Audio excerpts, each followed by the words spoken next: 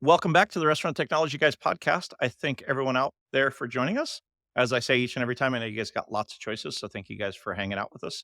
Today, I am joined by somebody from a brand that I admire quite a bit, am a patron of, and so it's always fun when I get to hang out with somebody that I admire what they get to do. But rather than me talking about him, I'm going to let Patrick introduce himself first. So, Patrick, why don't you introduce yourself to our audience, and then we can talk a little bit about what you get to do for a living.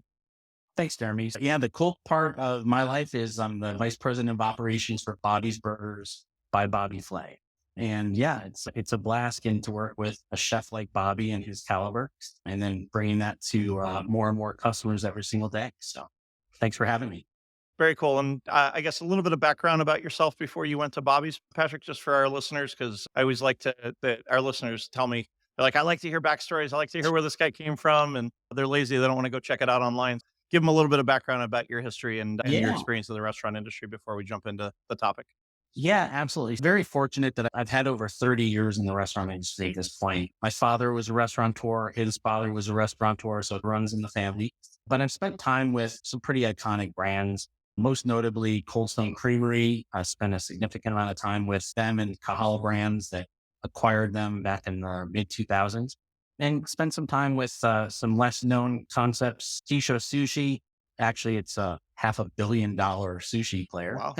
And that was my most recent experience. But I've been very fortunate throughout my career to be focused in operations, but also have my hands in design, construction, IT, POS. Really just a great career I've been able to have. So Very cool. Thank you for sharing a little bit of that. And some of our longtimers might know my affinity for Bobby Flay. It's been he's been one of those people that 20 years ago I didn't cook at all, and he through his cookbooks and Food Network I learned how to make some of the recipes, which ultimately have started my culinary journey over the last 20 years. So I definitely owe a debt of gratitude to Bobby, and I'm certain there's lots of people out in the world that do that as well.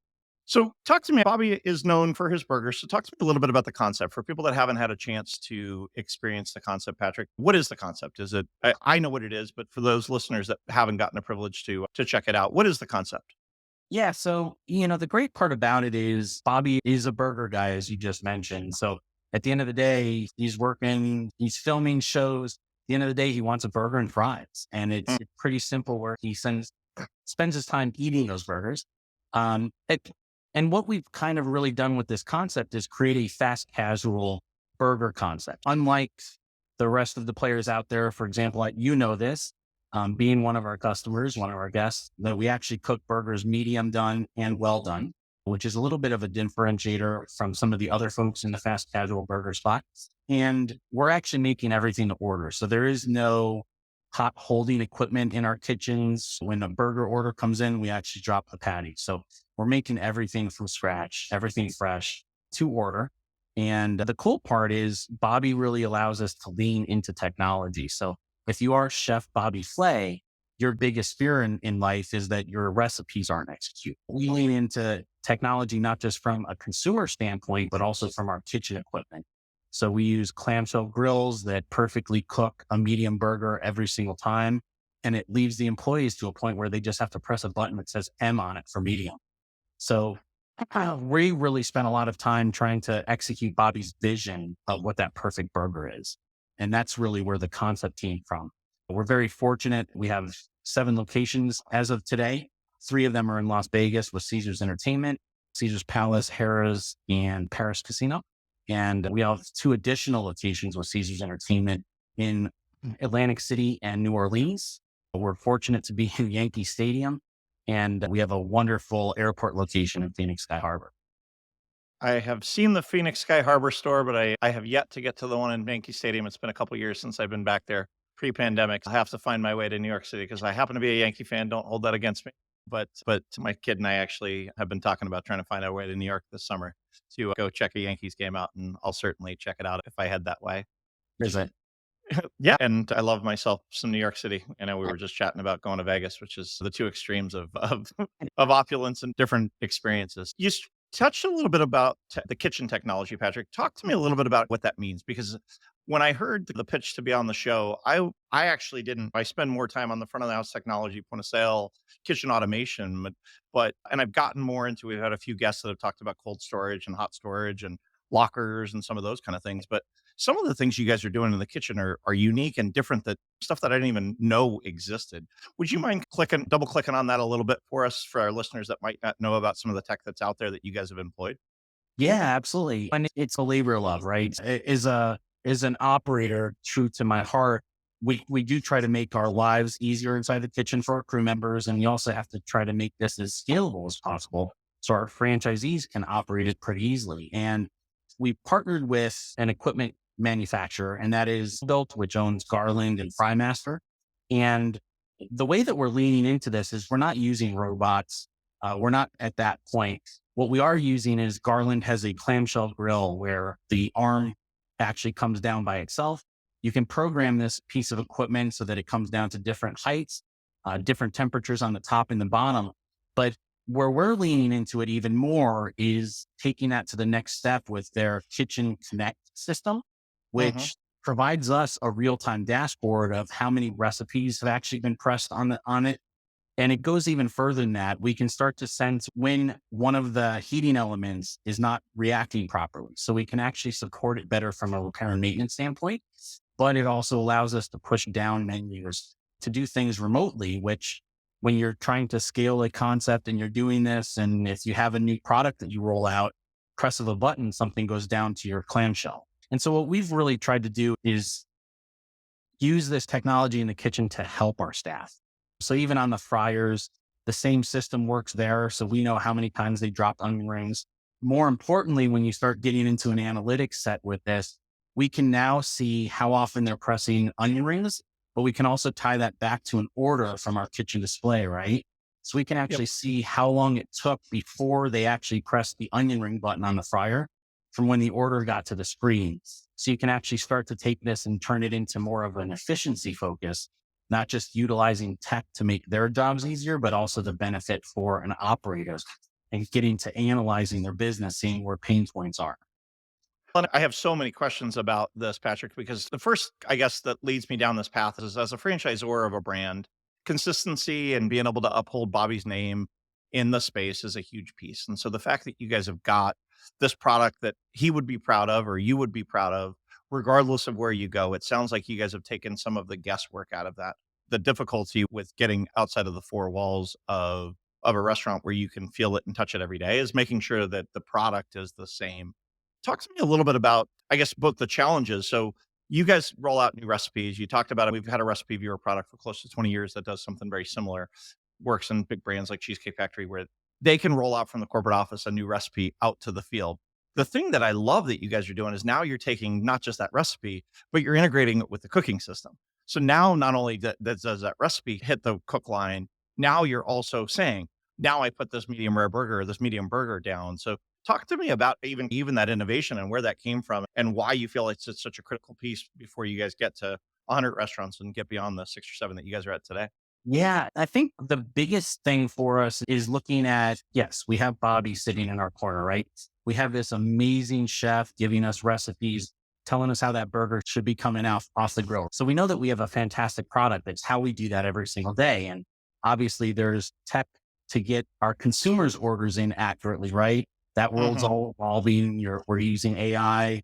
Everyone's using AI on phone calls, right? And it's becoming the norm at this point.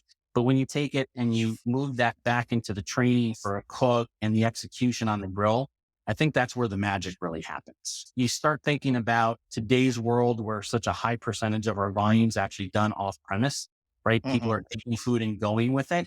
Yeah, your kitchen displays now talk back to Olo, unlike they used to be able to do. Olo didn't get information from the restaurant. Now you can do that. When you start linking that all together in a data set, that's where meaningful change actually happens. And yeah, our focus from a franchising side is we need these restaurants to also make money for our franchisees. So the more efficient that our crew members are, the more of a return that they get, which makes them happier, makes them want to open more stores, makes the brand more successful. It's that whole ecosystem. Yeah. From an innovation standpoint, literally we were sitting in the Garland test kitchen one day and they're like, hey, we're rolling out this process where a system where you can actually get a dashboard with information. And it's basically, yeah, sign us up. Because not only do we want to test it, but we believe in the value of the information and using that information to make our restaurants that much better. And as technology is changing every single day, right? So it's finding the right pieces that are going to have a meaningful impact on our business. Thank you for sharing that. And I would echo to our listeners, guys, this is part of why having partnerships, deep levels of partnership with your, supplier partners is huge. Because had you not been there in their test kitchen, understanding what they were doing, you might have missed that opportunity to have that. And I guess challenges with this, Patrick. So, talking to a different provider of cooking equipment on the show in the past, they've talked about geographies. And when you get to different geographies, that product may work differently in the 100-degree heat in Las Vegas than it does in the wet, swampy New Orleans. And then you got New York and Yankee Stadium. Talk to me a little bit about how you guys think about even what that looks like from a product consistency, because it's oftentimes restaurants don't think about that when because they're all in Southern California, or they're all in Dallas, or they're all in Chicago, and everything feels the same and looks the same. And then they get outside of the region and go, why does it taste different here? And you don't have a budget like McDonald's where you've got stores all over the world and they've figured out the food science geographically. How do you guys think about that? Anybody that's ever run a restaurant knows the craziness that happens during a meal period in a rush. One of our partners, Restaurant Technologies Total Oil Management Solution, is an end-to-end oil management system that delivers, filters, monitors, and recycles your cooking oil, taking one of the jobs that none of your team wants to do and takes it off your hands, allowing your team members to focus on their guest. Control the kitchen chaos with Restaurant Technologies and make your kitchen safer while maximizing your staff's time. The solution can be provided at no upfront cost. If you want to learn more, please check out rti-inc.com or call 888-796-4997. Yeah, that's an interesting question because fortunately for us, at the end of the day, the clamshell grills, the fryers, they're set to a specific temperature, right? So as long as we're using the same product, they're almost identical from location to location. That being said, very truthfully and very transparently, our team's been at every single opening, not just when we're there to do training, we're actually there on equipment fire ups so that we're verifying recipes before the technicians leave. Being a concept that uses fresh, never frozen certified Angus beef, yeah, we need to make sure that we actually have our beef product when the contractors are firing up the equipment, because that's when we're calibrating it and making sure that it's on spec. So we actually do that as part of every single opening, that we're actually there. We're part of that process. And then we're also there for the training and the opening. But it's an investment in quality. That's our product. At the end of the day, we do burgers, fries, and shakes. We do them pretty well, but that's because of our dedication to our products. Thank you for sharing that. When you were talking about how you guys go about, you mentioned KDS or kitchen video. I don't remember exactly what acronym you used, but essentially you're using kitchen videos in some of your kitchens. Talk to me about the benefit of using kitchen video, because I don't know that everybody uses it. I still have lots of clients that are still using tickets. And what data metrics you're getting from that KDS that really is helping you improve operations, both for the staff members and then really how it impacts that cook times and really the product quality. Because I, again, implore lots of our listeners, if you haven't considered it, KDS is something no different than some of the AI pieces and some of the point of sale pieces and the online ordering pieces that you talk about are really critical to being competitive in today's day and age. Would you mind talking about that for just a few minutes? Yeah, absolutely. Kitchen video system, KVS, is actually a very big passion of ours. Obviously, that controls the data to your crew that are cooking your food, right? So it is imperative that it's set up properly, but more importantly, that's one of the aspects where we are leading very far into the tech. So quite honestly, I'm in my office here. We have a test lab. I have 5 boxes from Kitchen Armor because we are using Kitchen Armor PoE devices. So in case that there is a power issue, all that I have to ensure is that our rack is electrified, right? And we can continue on with operations. But the great part about today is you go back in time and that KVS or even your KDS only operated off of your native POS system. And now with partners like Kitchen Armor, QSR automations, that information can go to different places, not just a function of your POS, but that can go back to your online ordering. That can go to a dashboard. That can go to a Power BI report. So you can actually pull reports that are pretty meaningful. And Yeah. And in a fast casual setting, minutes add up quick. So the faster that we're actually able to react to something or a learning, when we open Caesar's Palace, for example, we have a smokehouse burger. That smokehouse burger needs an onion ring on it. The onion rings are actually made by the fry station, but the assembly station actually does need that onion ring, right, to finish the smokehouse burger. Being able to actually just send that onion ring over to the fry station instead of the human being needed to say, hey, I need an onion ring for a smokehouse. It allows for that tracking. It allows for all that control, right? Something as simple as that can really throw off a kitchen if all of a sudden they're behind 3 onion rings and onion rings take 4 minutes to fry. Creates a bottleneck and it just cascades across your entire kitchen. Setting those up properly and ensuring that you have the right items going to the right places, it's of utmost importance. But yeah, then you start getting into the data and the analytical side of it and matching that with other information from your store. It's really powerful and can create some great efficiencies. We're dealing in a world where all of our margins are being shrunk, right? The labor is increasing, food costs continues to rise. So if we have the ability to make our kitchen more efficient, we're going to do that, right? We need to do that. Everyone needs to do that. And I think that the other side of that, and I think for those that haven't done KDS and haven't really looked, the Kitchen Armor guys are great. QSR Automations is awesome. Spent some time, like we talked about pre-show, with them at a trade show most recently, and both of them are fantastic partners of ours, and they're really good at making sure that you understand. The other thing that I find is not only helping the staff members, but the product itself is better because that they can say it's an 8-minute cook time on the burger. The onion rings don't hit the fry guy until 4.5 minutes, so that you've got 30 seconds to drop the onion ring in before it hits that, rather than it being sitting in the hot box for 4 minutes getting cold before it goes on the burger. So at the end of the day, if you're not doing those kind of things, your product that goes to the guest is also impacted because of that.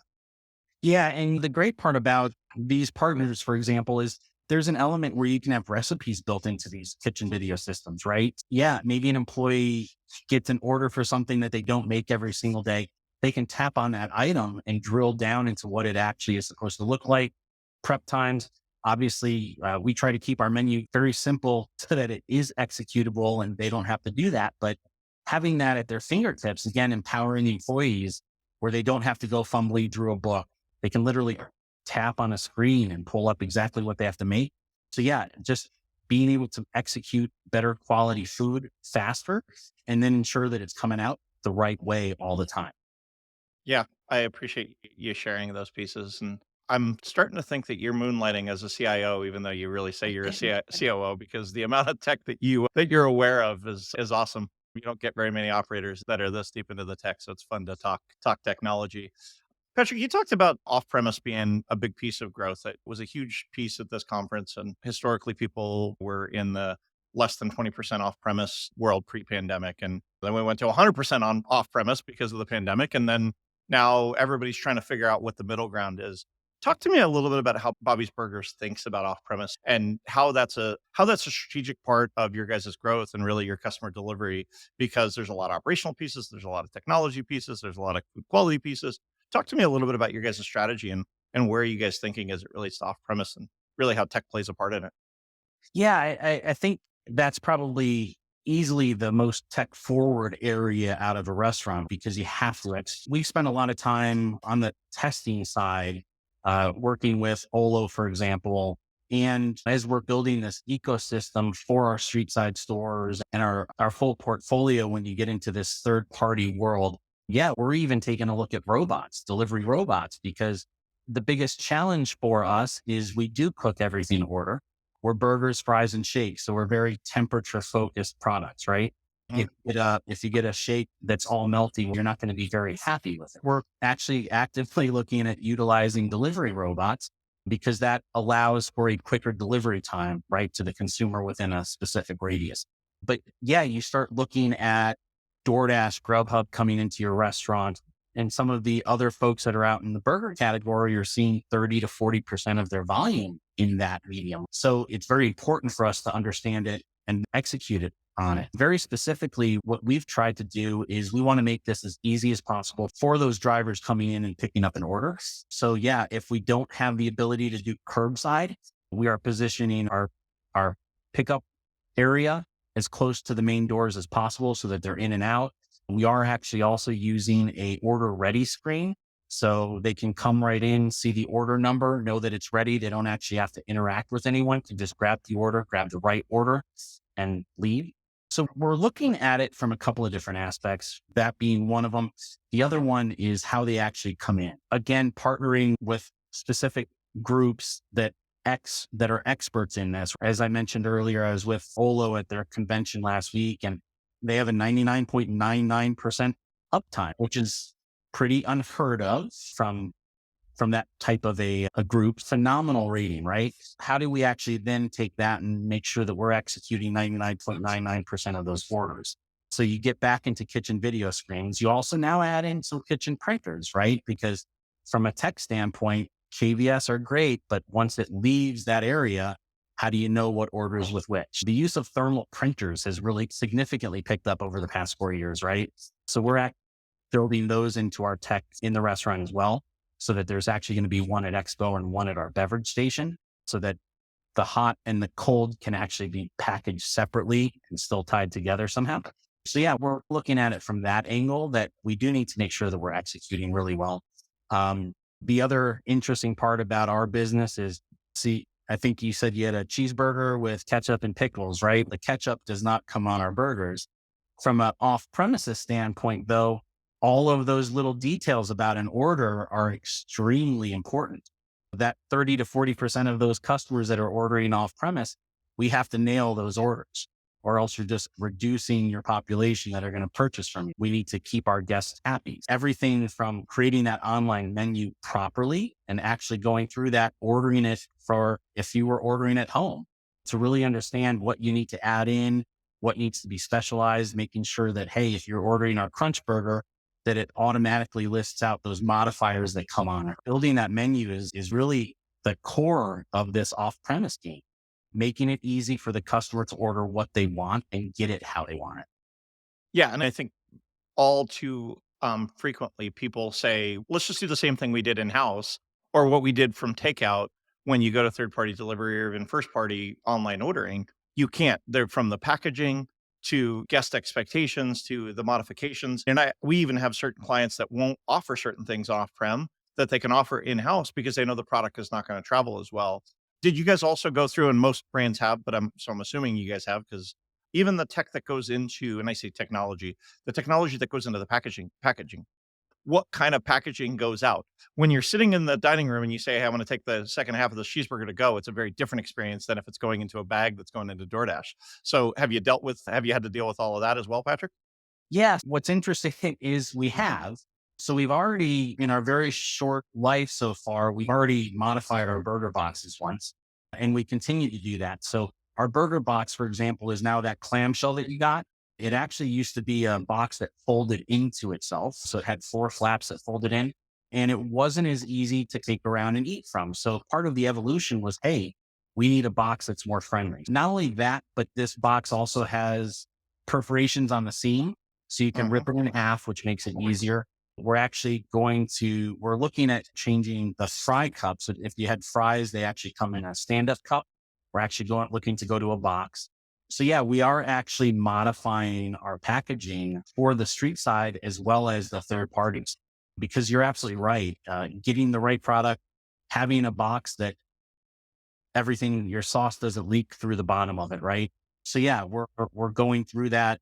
We actually live through that stuff every single day, because that's another thing that's actually moving a little bit faster than it ever did in the past is packaging.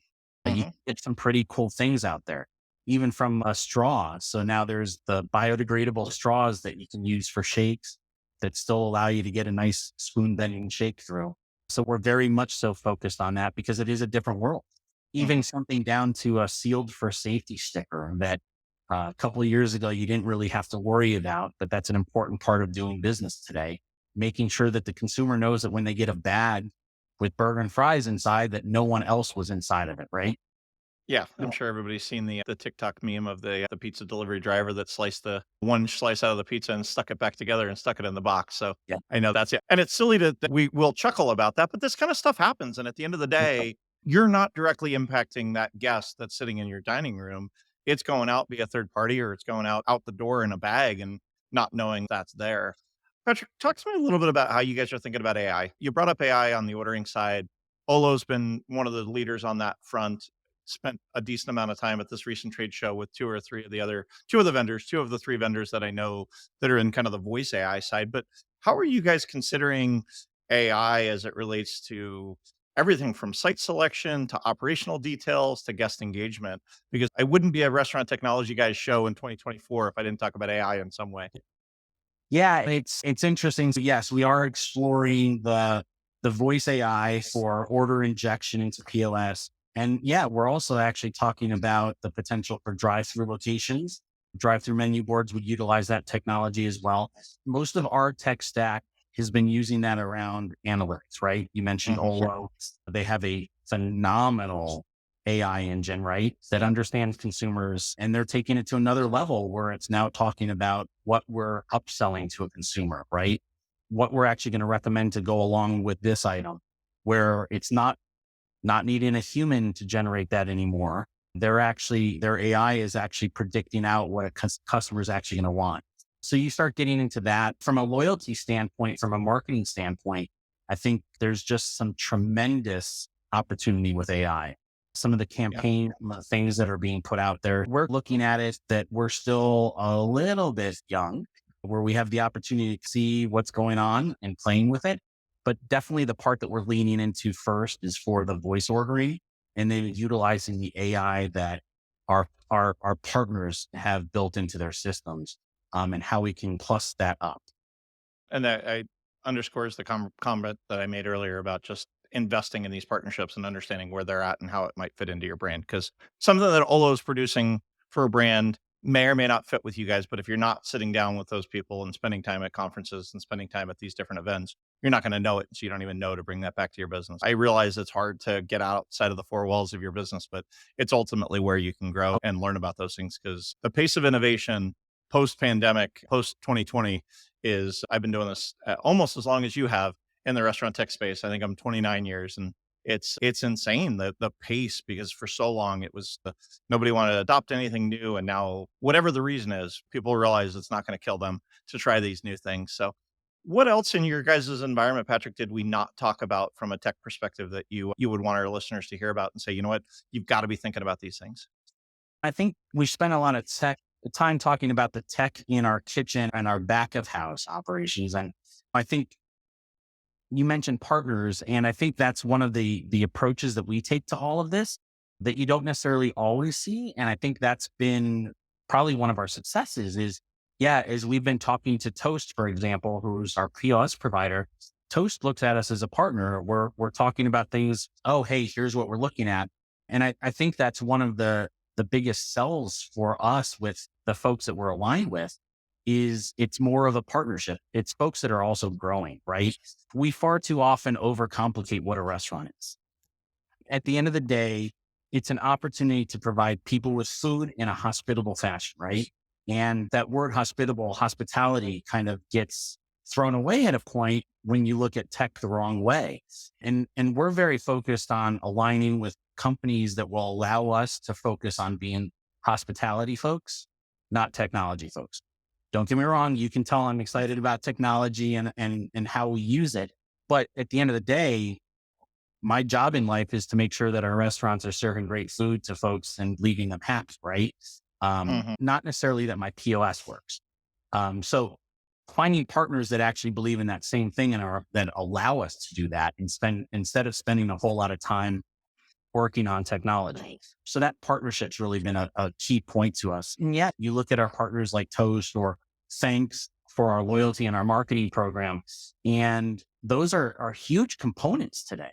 The loyalty portion of any restaurant's business is significantly different than it was 10 years ago, than it was 20 years ago. And we like to think that we're very forward on how we're looking at those things. But there's a lot of great examples out there from some other concepts that do some different things to really engage with their customers.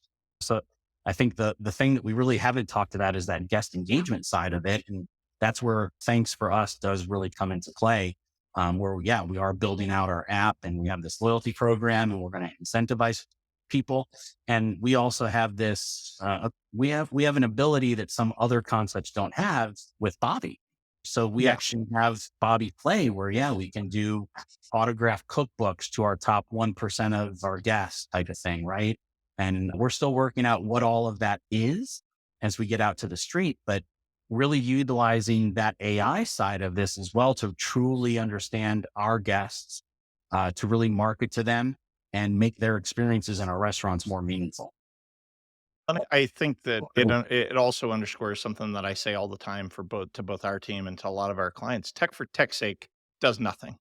Tech that makes operations better, tech that makes guest engagement better, tech that makes the business better to help them make more money. But it's not just about making money, it's about delivering great product and serving your guests what they need when they need them. Hot food cold, making sure that it's hitting their door or hitting their palate when they need it in the ways that you want it to. Patrick, where are you guys going? Talk to me a little bit about what the future looks like for Bobby's Burgers and what you guys are looking to expand into, and where do you see not just the tech, but really the brand as a whole getting out into the world? Because unfortunately, at only 7 units, I'm guessing a lot of our audience, unless they've been in one of those 3 Vegas stores or in New York or any of those places, probably haven't gotten a chance to experience it. But I am certain under your leadership that that's going to change quite soon. Yeah, we're really excited about the future. We are looking and actively looking for experienced multi-unit restaurant folks, to join us as franchisees and partners.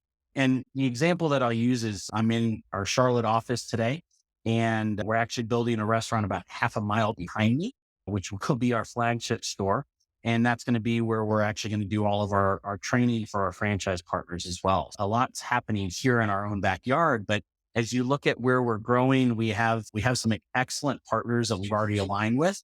So we have a group that's actually bought the rights to the state of Colorado. We have another group that's bought the Chicagoland area. And we have several more that are actually going to be announced in the coming months. But what we're looking at is we're not going to be the largest burger player out there. We want to be the best. So our focus on quality is always going to be the right thing, the right focus for us. So what we've really been spending a lot of time doing is, yeah, we have a bunch of calls. We're always looking for the right folks to partner with, the people that understand and believe in what we're doing, that, yes, have some sort of an affinity towards Bobby. That's always a positive. But yeah, we're looking to aggressively grow. We're going to have several stores open this year. Our Charlotte location will open in June. And we have another airport location in Raleigh-Durham announced for later this year in Q4. And we'll probably have a couple of our franchise locations open this year. We do think that it's going to be a pretty exciting ride. But yeah, we're actively seeking franchisees to join us and be part of this. I appreciate you sharing that, and I'm excited to see the growth. Just for those listeners that may be in a place where they're like, "Hey, what does the perfect Bobby's Burgers look like?" Most of your properties thus far are in non-traditional locations, and I say non-traditional. Is that kind of growth paths? Is it freestanding? Is it inline? Because again, these are all questions that I guess I'll save you the phone call if somebody's, "Hey, I've got a Burger King that I want to convert into a Bobby's Burgers." That might not be what you guys are looking for. So I just would love to cut that off of the pass before we let people. So they inline, freestanding, drive through. Talk to me a little bit about what types of properties are you looking for and what geos? Yeah, great question. And the easy answer is yes. So what we've done is if you experience any of our locations, so you were at our Paris Resort Casino, that location, from our cash registers to our cook line is about 400 square feet. And that model is actually what we built our prototypes off of. So our prototype for that same function is about 400 square feet. We can you have to add on some back room, your walk-in cooler, freezer, your mop sink, your 3 comp sink, dry storage. And then it's really what you add on the front for a lobby. Our prototype is around 1,900 square feet. We can do that in an end cap. We can do that in a freestanding building. We can actually do that in a drive-through as well. While our existing locations are more on the non-traditional side, all of those do have some sort of a kitchen in the back, right? We are focused more on the street side, on those end caps, on the freestanding side location. Here in Charlotte, our location is actually a mixed use. It's an office building. So we're on the ground floor of an office building. It just happens to be one of the best corners in Charlotte. We were very fortunate to get the space that we did. But yeah, our franchise partners are out there looking for mall locations, inlines. Some are looking for freestandings. Some are actually looking at a Burger King space right now. None Yeah, of yeah. it's really actually ruled out. From a demographic standpoint, the cool part about the world that we live in today with third party is you're not just drawing from the street anymore, right? For us, very specifically, we have this phenomenal draw with Bobby Flay. And we internally say it that Bobby's going to get people in the door. And then it's our team and our franchisees team's jobs to make sure that they come back, right? Through our execution of his vision of his product and his hospitality. We're not necessarily in a situation where we say, hey, it has to be there or it has to be on this side of the street, because we do think people turn a little bit more than they would for their morning coffee, for example. It's an interesting position, but definitely looking for strong markets, right? We're not out here to build 1,000 stores. We want to build stores in the right place with the right partner. I love those explanations, and I hope I didn't throw you too off track. I'm sure you get these questions all the time from these calls. So if people want to learn more, if they're sitting here on the call going, you know what, how do I learn more about Bobby's Burgers? Where would you send them? What would you suggest they check out next? Yeah, the best place to go is bobbysburgers.com. So our website does actually have a franchising page on it. You can actually download our brand deck, fill out the form if you want to learn more, and it will actually connect you with a member of our team to do an introductory call. And quite honestly, the second call is typically with myself and Michael, our president. We're very hands-on in this process because we feel it's really important. So if you are interested in learning more, definitely check out bobbysburgers.com. I am blown away that in this day and age, bobbysburgers.com, you guys didn't have to spend a lot of money to get that URL. I'm like, how did you guys get bobbysburgers.com? That's pretty fun. Patrick, thank you very much for giving us insight on what you guys are doing on the tech side. Exciting to see people adopting tech to really make ultimately not tech for tech's sake, but tech to deliver results for the guests and deliver results for the staff. And every answer that you had was really around how do I make the staff's life easier or how to make the guest experience better. So thank you for doing that, because there's more people in the world that need to be thinking that way, because at the end of the day, that's what's going to drive the behavior from restaurateurs. To our listeners, guys, we know you guys got lots of choices, like I said. So thank you guys for hanging out with us.